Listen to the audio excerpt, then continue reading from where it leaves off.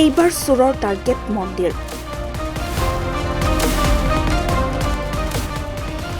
নিশা বঙাইগাঁও জিলাৰ অভয়াপুৰীৰ লালমাটি দুৰামাৰী স্থিত ঐতিহাসিক গণেশ মন্দিৰত চোৰৰ অভিযান।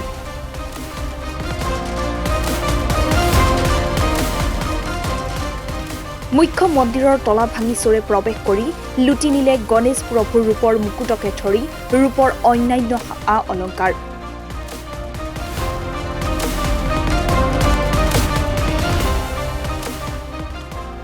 চোৰে মন্দিৰৰ চিচিটিভি কেমেৰাৰ সংযোগ কাটি চলালে অভিযান।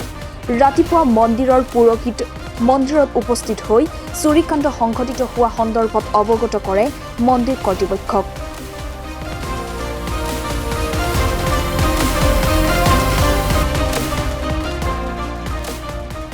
ইতিমধ্যে ঘটনাস্থলীত অভয়াপুৰী আৰক্ষী উপস্থিত হৈ তদন্ত আৰম্ভ কৰিছে।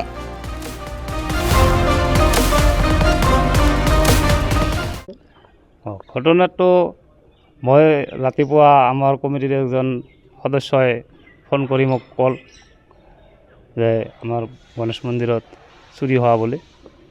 তাৰপাছত সোনকালে গা পা ধুই আহিলোঁ। আহি তো এনেকৈ দেখা পালোঁ মন্দিৰৰ উত্তৰ ফালৰ চক্ৰ এটা ভাঙা আছে আৰু উত্তৰ ফালৰ দুৱাৰটো খোলা আছে। এনেকৈ তালা কাটা কুটা আছে, এনেকৈ দেখা পালোঁ। আৰু নিয়াৰ মাজত দেখা পালোঁ গণেশ বাবাৰ মূৰৰ যিটো মুকুট আছিল ৰূপৰ, আৰু এটা চক্ৰ আছিল, আৰু হাতত থকা বাজু ৩-৪টামান ৰূপৰ আছিলে। টকা পইচা সেনেকৈ নিয়া নাই, বাকচ ভাঙিছে, তাতে হয়তো অলপ চলপ নিলে নিব পাৰে। বাকচ CC কেমেৰাটো আহি দেখা পাইছোঁ ওলটাই থোৱা আছে, কাটি দিয়া আছে। এখন অনুমান কৰা গৈছে যে চক্ৰটোদি সোমাইছিলে, যিহেতু প্ৰথমে সিটিয়ে ভাঙিছে। আৰক্ষী প্ৰশাসন আহিলে, তেওঁলোকে চালে।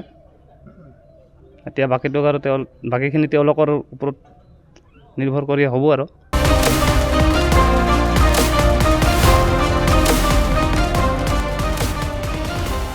নিউজ ডেস্ক ৰিপৰ্ট, দি নৰ্থ ইষ্ট।